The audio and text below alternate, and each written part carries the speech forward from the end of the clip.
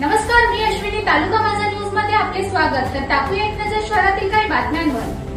नियोजित ग्रामस्थांचे रेल्वे प्रशासनाविरुद्ध बेमुदत धरणे आंदोलन.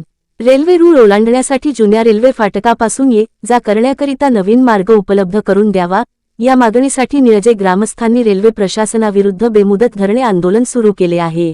गेल्या 5-6 वर्षांपासून हा प्रश्न प्रलंबित असून रेल्वे प्रशासनाकडून कोणताही ठोस निर्णय घेतला जात नसल्याने ग्रामस्थांमध्ये तीव्र नाराजी व्यक्त होत आहे. सध्या उपलब्ध असलेला पर्यायी मार्ग गावापासून 1 ते 1.5 किलोमीटर अंतरावर असल्यामुळे अबालवृद्ध, महिला तसेच शाळकरी विद्यार्थ्यांना मोठ्या गैरसोयीचा सामना करावा लागत आहे. विशेषतः पावसाळ्यात या मार्गावर पाणी साचत असल्याने वाहतुकीचा प्रश्न आणखी कठीण होतो.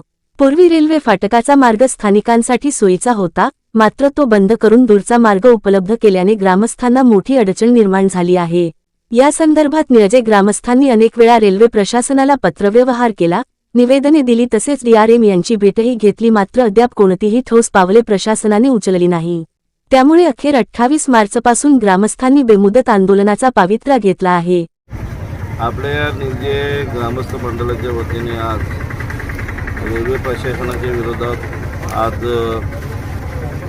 आंदोलन छेडलं आहे आणि आज उपोषणही सर्व ग्रामस्थ मंडळ बसले. रेल्वे प्रशासनाकडे वारंवार तक्रार केला, अर्जव्यवहार केला की आमचा जो जुना रस्ता आहे फाटक, तिथे आम्हाला एक भुयारी मार्ग आहे. जर भुयारी मार्ग होत नसेल तर आम्हाला FFP म्हणजे वरनं एक ब्रिज आम्हाला टाकून देण्यात यावा, जेणेकरून आमचे जे ग्रामस्थ मंडळ आहेत त्या बाजूला पालावा साईड असलेला मार्केट असेल, शाळा असेल, दवाखाना असेल, अनेक उद्योगधंदे आहेत त्या बाजूला, त्यामुळे त्यांना 1 ते 1.5 किलोमीटरचा वलसा घालावा लागतो आणि लांब पडत असल्यामुळे त्यांचा जुना ॲक्च्युली तो रेल्वे फाटक होता आणि तिथेच आम्हाला रस्ता बनवून द्यावा अशी रास्त मागणी असताना सुद्धा रेल्वे प्रशासन दिरंगाई करत आहे. वारंवार आश्वासन देऊन, शब्द देऊन DRM साहेबांकडे बैठका घेऊन त्या भुयारी मार्गाची परवानगी केंद्र शासनाने दिलेली असताना सुद्धा अजूनपर्यंत काम चालू करत नाही, ही खरं तर खेदाची गोष्ट आहे. मग मी रेल्वे प्रशासनाला सांगू इच्छितो की एक अपघात झाल्यावर, कुठलं मुलं बालं गेल्यावर, कुठलं आईवडील गेल्यावर तुम्ही त्याचा निर्णय घेणार का? अतिशय चुकीचं रेल्वे प्रशासन करत आहे. मी त्याचा निषेध करतो आहे. मी आज या ग्रामस्थांच्या उपोषणाला इथे बसलेला आहो, त्यांना पाठिंबा देण्यासाठी आलेलो आहे.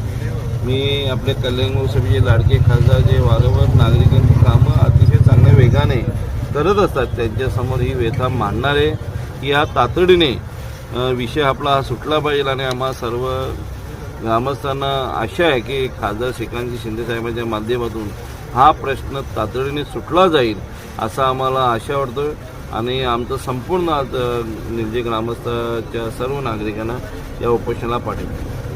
ताज्या घडामोडी पाहण्यासाठी आपल्या चॅनलला सबस्क्राईब करा, लाईक करा, शेअर करा आणि बेल आयकॉन दाबायला विसरू नका.